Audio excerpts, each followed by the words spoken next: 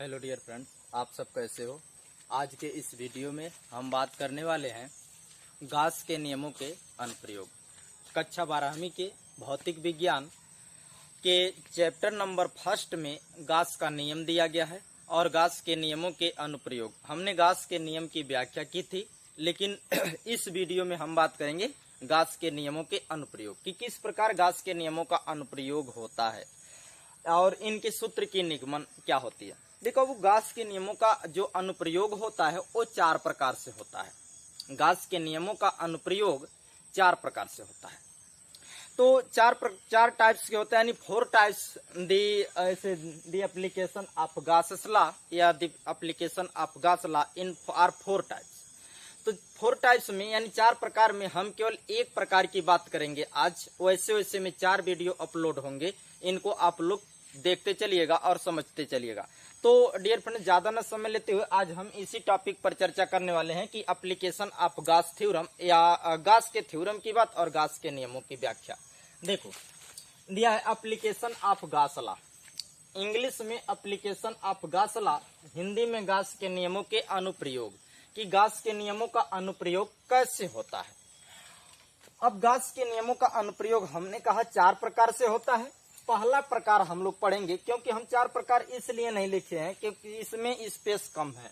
तो पहला टाइप्स पढ़ते हैं। पहला है अनंत लंबाई के एक समान आवेशित सीधे तार के निकट वैद्युत क्षेत्र की तीव्रता। अनंत लंबाई के एक समान आवेशित सीधे तार के निकट वैद्युत क्षेत्र की तीव्रता, यानी जो गास के नियम का अनुप्रयोग है, इसमें विद्युत क्षेत्र के तीव्रता की गणना करनी होती है, यानी इलेक्ट्रिक फील्ड इंटेंसिटी का कैलकुलेशन करना होता है। लेकिन हिंदी में क्या बोला है कि अनंत लंबाई के एक समान आवेशित सीधे तार के निकट विद्युत क्षेत्र की तीव्रता। अगर इसको इंग्लिश में पढ़ा जाए तो इंग्लिश के लिए हम लोग कैसे बात करते हैं। इंग्लिश के लिए देखो, the intensity of electric field near a uniformly charge straight wire of infinite length. ऐसे बोल देंगे नियर, ऐसे बोलेंगे कि intensity of electric field, intensity of electric field near a uniformly rod, near a uniformly rod of the straight line और straight wire at the infinite length की बात करेंगे। तो देखो डियर फ्रेंड्स, हम लोग ऐसे बोलेंगे कि मान लेते हैं कि एक यह यूनिफॉर्मली रॉड है, यह यूनिफॉर्मली रॉड है जो एक समान रूप से आवेशित है। कल्पना करते चलिएगा, थोड़ा वीडियो बड़ा होगा, समझ सोचिएगा। माना कि एक अनंत लंबाई का चालक है जो एक समान रूप से आवेशित है।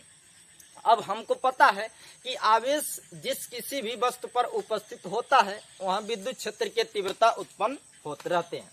तो देखिए, मान लेते हैं, लेट अस कंसीडर कर लेते हैं कि यह कोई रॉड है, यह एक समान रूप से आवेशित है और इसके चारों तरफ विद्युत क्षेत्र की तीव्रताएं वेरीफाई। जो हमने एक गासियन पाइप, गासियन बेलन के तरफ कल्पना कर दिया है कि इसके चारों तरफ एक गासियन बेलन की कल्पना की गई है, ऐसे कंसीडर कर लिया जाता है। मान लेते हैं कि एक अनंत लंबाई का चालक है जो एक समान रूप से आवेशित है, ऐसा मान लिए। अब इसके चारों तरफ क्या किया गया है, एक गासियन बेलन की कल्पना की गई है। क्यों कल्पना की गई है? क्योंकि इस पर आवेश है, इस आवेश के कारण यहां तक विद्युत क्षेत्र की उपस्थिति है, ऐसा माना जाता है। ये चालक है, चालक पर आवेश है, इस आवेश के कारण जहां तक गासियन बेलन है यहां तक विद्युत क्षेत्र की तीव्रता की कल्पना की जाती है कि हाँ, यहां तक केवल ओनली वन माना गया है कि यहां तक विद्युत क्षेत्र पाया जाएगा। तो कंसीडर करते हैं, माना कि यह चालक छोटे छोटे अवयवी कणों डीएस से मिलकर बना हो। ऐसा कंपेयर कर लेते हैं कि जो यह चालक है या जो यह गासियन बेलन है छोटे छोटे अवयवी कणों से मिलकर के बना हो, जिसमें इन छोटे अवयवी कण में भी कोई चार्ज होगा। उस चार्ज के कारण विद्युत क्षेत्र की तीव्रता क्या हो, ई हो। तो ऐसे कैलकुलेशन करते हैं मान करके, फिर से थ्योरेटिकल। माना कि अनंत लंबाई का कोई चालक जो किसी माध्यम में रखा गया है जिन पर आवेश प्लस क्यू एक समान रूप से वितरित है।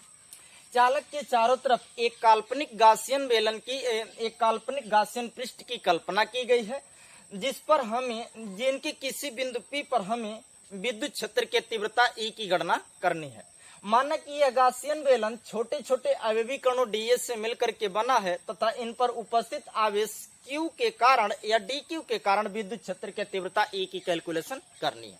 तो डियर फ्रेंड्स, आज हम लोग किसका कैलकुलेशन करेंगे? इलेक्ट्रिक फील्ड इंटेंसिटी की। किसके कारण करेंगे? अनंत लंबाई के एक समान रूप से आवेशित चालक के कारण।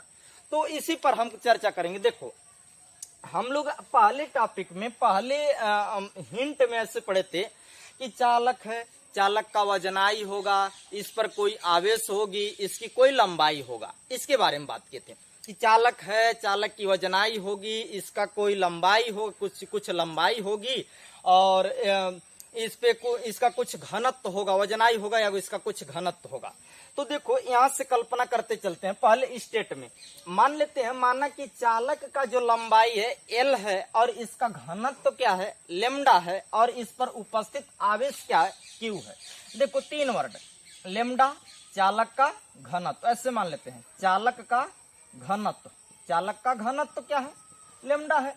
क्यू क्या है? चालक पर उपस्थित आवेश है।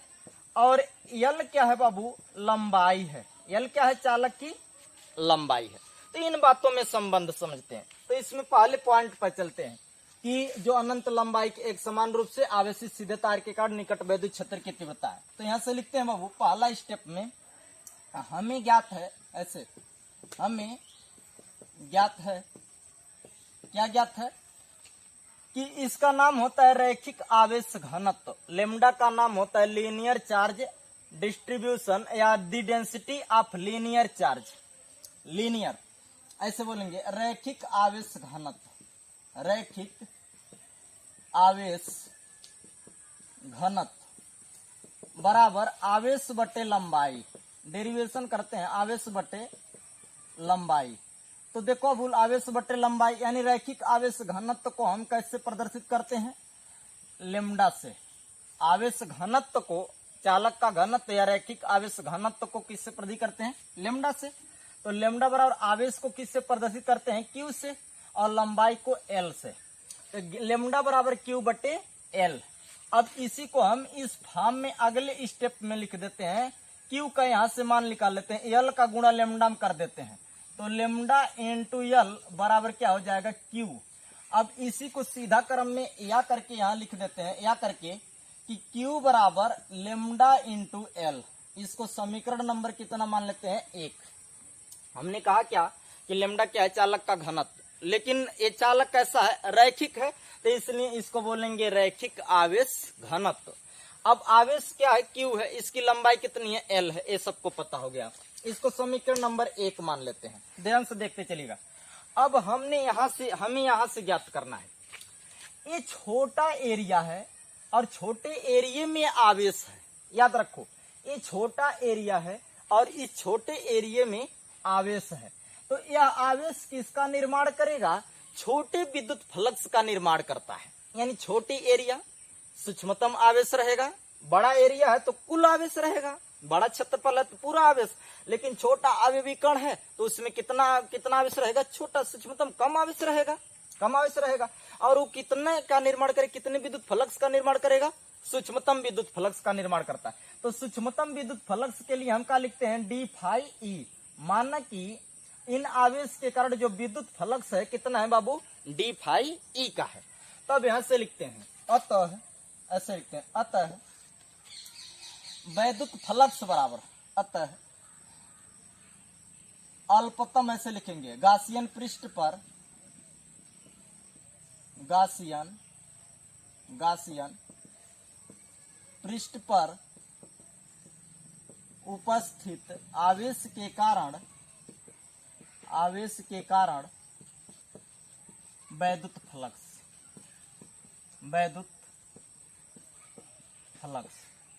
फ्लक्स को किससे डिनोटेट करेंगे बाबू? Phi E.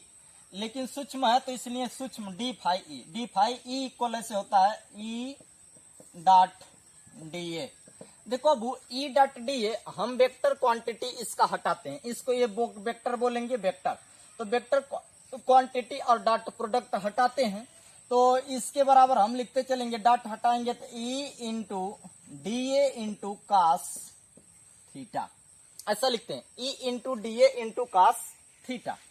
चूंकि थीटा बराबर हम क्या मान लेते हैं 0 अंश, यानी कह दिए यहाँ पर क्षेत्रफल और विद्युत क्षेत्र की तीव्रता के बीच बनने वाला कोण कितना है 0 डिग्री, कि जितना क्षेत्रफल होता है उतना तक विद्युत क्षेत्र की तीव्रता होती है किसी आवेश के कारण, कि जितना क्षेत्रमिति होती है उतना विद्युत क्षेत्र की तीव्रता किसी आवेश के कारण पाई जाती है। और चारों सब एक दूसरे के क्या होते हैं इक्वली होते हैं, यानी समांतर होते हैं, तो उनके बीच बनने वाला जो एंगल होता है वो कितनी की होती है 0 डिग्री की होती है। तब देखो आगे या करके ऐसे लिखेंगे कि डी फाई ई क्या है सूक्ष्मतम विद्युत फ्लक्स है, बराबर E into D A into cos 0 degree. और चूंकि कास 0 डिग्री का मान होता है बाबू 1, याद रख लो, तब डी फाई ई बराबर हो जाएगा ई इंटू डी ए। इसको समीकरण नंबर कितना मान लीजिएगा 2 मान लेते हैं, ई इंटू डी ए। अब देखो अबू अभी तक तो एक डीए की वैल्यू को डीए की बात कर रहा था, छोटे एरिया यानी सूक्ष्म क्षेत्रफल के लिए बात कर रहा था, लेकिन अब इस पे आवेश क्यू है, यानी जब तक डी क्यू आवेश था तब तक कितने एरिया में था विद्युत क्षेत्र की तीव्रता ई डीए में था। लेकिन अब हम कहते हैं क्यू आवेश है तो विद्युत क्षेत्र की तीव्रता कितने में होगा ए क्षेत्रफल में होगा, यानी जब सूक्ष्म आवेश था तो सूक्ष्म एरिया में और विद्युत क्षेत्र की तीव्रता क्या थी बराबर थी ई थी। अब पूरा आवेश लेते हैं, पूरे आवेश यानी पूरे क्षेत्रफल में क्यू आवेश के कारण विद्युत क्षेत्र की तीव्रता ई की गणना करते हैं, तो पूरे क्षेत्रफल के लिए बात कर लेंगे, पूरे क्षेत्रमिति के लिए बात करेंगे यहाँ पर। अब इसको समीकरण नंबर 2 मान लिए हैं, तो हम पूरे क्षेत्रफल के लिए बात करते हैं, पूरे गाउसियन बेलन पर उपस्थित विद्युत क्षेत्र की तीव्रता के लिए बात करते हैं। अतः ऐसे लिखेंगे, अतः संपूर्ण गाउसियन बेलन पर उपस्थित आवेश के कारण विद्युत क्षेत्र की तीव्रता संपूर्ण गाउसियन बेलन पर उपस्थित आवेश के कारण विद्युत क्षेत्र की तीव्रता। अब लिखेंगे दोनों तरफ, ऐसे लिख देंगे दोनों तरफ समाकलन करने पर देखो अब दोनों तरफ समाकलन कर देंगे तो हो जाएगा integration of D phi E equal, यह विद्युत क्षेत्र की तीव्रता का समाकलन नहीं होगा, ई को बाहर कर दीजिए एक लाइन कम करने के लिए, इंटू डी ए हो जाएगा। अब देखना तो बाबू इंटीग्रेशन ऑफ 1 डी ए का जो समाकलन होगा यह बेलन है, बेलन का क्षेत्रफल कितना होगा 2 पाई आर एल, 2 पाई यानी इंटीग्रेशन ऑफ डी ए की जो पूरी वैल्यू होगी, देखो यह पूरा एंगल कितना होता है, एक वृत्त का एंगल कितना होता है 2 पाई, कितना त्रिज्या है आर और कितनी लंबाई है एल, 2 पाई गुणे ऐसे बोलेंगे त्रिज्या गुणे लंबाई, त्रिज्या गुणे ऊंचाई, ऐसा फार्मूला होता है। तो 2 पाई आर एल, 2 पाई तो पूरा वृत्त का यानी बेलन वृत्ताकार होता है, तो उसका क्षेत्रफल कितना है, तो उसके एंगल कितने हुए 2 पाई, कितना त्रिज्या है आर है, और पूरी लंबाई कितनी है बाबू एल है, पूरी लंबाई चालक की लंबाई कितनी है एल है। तब देखो यानी integration of D A equal 2 pi R L. अब इसके जगह पे क्या रख देंगे, इसका समाकलन कर लेंगे, यानी integration of D phi E का समाकलन करेंगे तो ओनली वन किसका क्या होगा फाई ई, यही याद रखते चलिएगा। तो लिखेंगे फाई ई बराबर E dot 2 pi R L, इसको समीकरण नंबर कितना मान लीजिएगा 3, इनको समीकरण नंबर कितना मान लिए 3। अब आगे याद रखो, अब है टॉपिक याद करते चलना, इसको याद करते चलो एकदम बिल्कुल बेहिचक याद करते चलो आगे, कि phi E equal E into 2 pi R L, इसको समीकरण नंबर 3। अब लिखते हैं पुनः गाउस के नियम कितना है कि फाई ई बराबर क्यू बटे इप्सिलॉन 0, इसको समीकरण नंबर कितना मान लो बाबू 4, इसको समीकरण नंबर कितना मान लेते हैं 4। अब देखो समीकरण 3 और समीकरण 4 दोनों क्या है बराबर है, लिखेंगे ऐसे अब ऐसे लिख देंगे, अब समीकरण 3 तथा समीकरण 4 से, समीकरण 3 तथा समीकरण 4 से, समीकरण 3 और समीकरण 4 आपस में क्या है, देखो यहाँ पे फाई ई बराबर E dot 2 pi R L, अब फाई ई बराबर क्यू बटे इप्सिलॉन 0 आपस में क्या है, बराबर है। तो ऐसे लिख देंगे यहाँ से कि फाई ई बराबर एक लाइन दिखलाने के लिए ई इंटू 2 पाई आर एल बराबर या फाई ई इक्वल क्यू बटे इप्सिलॉन 0।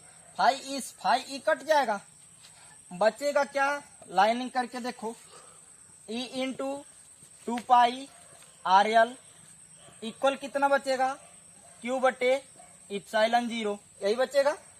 अब हम यहां से थोड़ा सा मिटा देते हैं, इतना दूरी, बस देखते चलो ऐसे। इतना बात तो लगभग मैं आशा करता हूं समझ में आ गया होगा, थोड़ा स्पेस कम है इसलिए हम समझा देते हैं यहाँ पर लिख करके आगे। तो देखो अबू आगे देखो क्या हो रहा है, चूंकि यहां से मान लेते हैं, ऐसे मान लेते हैं ऐसे कि ई बराबर ई, देखो 2 पाई आर एल को इसके नीचे लेके चले जाओ, तो इसके नीचे लेके चले जाओ, ई बराबर हो जाएगा 1/2 पाई आर एल इंटू क्यू बटे इप्सिलॉन 0, ऐसा हो जाएगा। ऐसा ई बराबर यानी 2 पाई आर एल ऐसे ही बटे में कही था के, तो ई बराबर 1/2 पाई आर एल इंटू क्यू बटे इप्सिलॉन 0 ऐसा हो जाएगा। अब इसको समीकरण नंबर कितना मान लो, 4, इसको समीकरण नंबर कितना मान लेते हैं, 4। लिखते हैं समीकरण 1 से केकर मान रखेगा बाबू, क्यू का मान समीकरण 4 में रखने पर, समीकरण 4 में रख देते हैं, तब क्या मिलेगा, ई बराबर 1/2 पाई आर इंटू 2 पाई इप्सिलॉन 0 को पहले लिख लेते हैं। अब क्यू की मान हमारा कितना है, क्यू का मान कितना है, लेमडा इंटू एल बटे कितना हो जाएगा, R into L. R L को यहाँ पे यानी इसकी इप्सिलॉन 0 जगह इसको एल से एल कट गया।